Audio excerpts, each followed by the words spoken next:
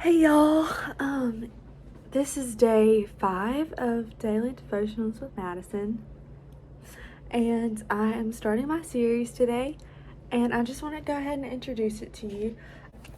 I have been reading this book. It's called Crazy Love by Francis Chan, and it has got me thinking about a lot of different things. Very good book. So what I want to do is I want to go through a chapter a day, and some days I might do half a chapter because there are things I'm gonna want to talk about a little bit more than others. So today's chapter is called Stop Praying, and a lot of these chapters are named things that you would think, I don't know about that. But he makes very good points he uses the titles of the chapters to make his points. Anyway, so today we are going to talk about stop praying. I just want to start talking about what stop praying means.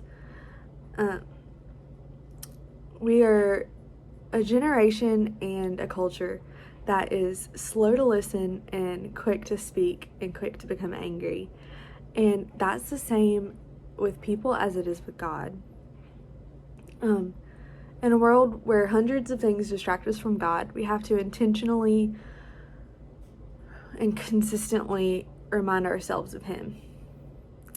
Like I talked about before, we need to be seeking God in everything.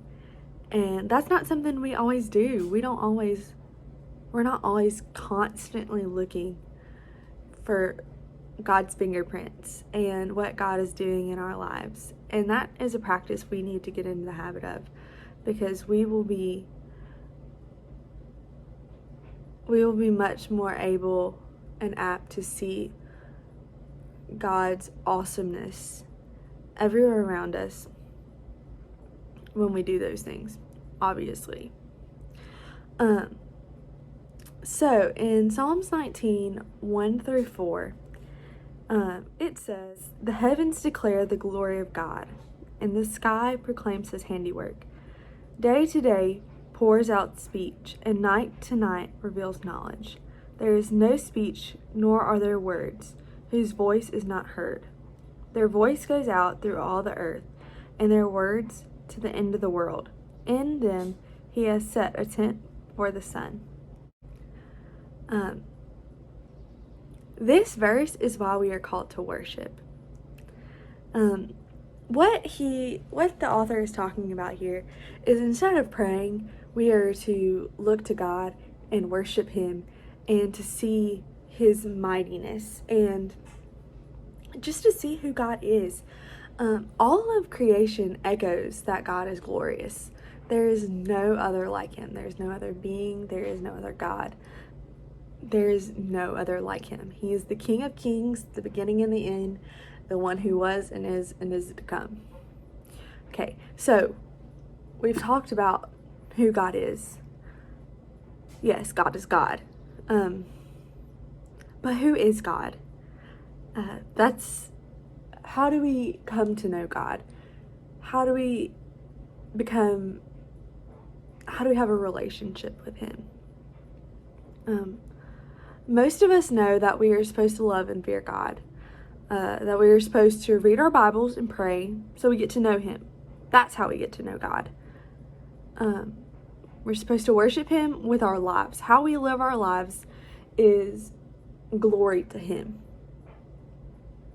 But actually doing that is a challenge. We know that we're supposed to do that, but living that is a challenge. But shouldn't it be easy to love a God that's so wonderful? The point he's making here is to stop asking God for things and to start looking to see what God has done. Not stop praying. Don't stop talking to God. That's not what he's saying. He's not saying cut off communication with God. That's not the point he is trying to make. He is encouraging getting closer to God in a different way. When we love God, we should feel when we love God because we feel we should love Him, instead of genuinely loving out of our true selves, we have forgotten who God is. This is a very profound statement. I'm going to read that one more time. It says, when we love God because we feel we should love Him out of an obligation, because it's something we should do, instead of genuinely loving out of our true selves, we have forgotten who God really is. So I am going to stop this chapter right here, and tomorrow we will talk about who God is, what God is, and obviously I will not have all the answers, but I just want to discuss some things with y'all. So for today, I just want you to think about, who is God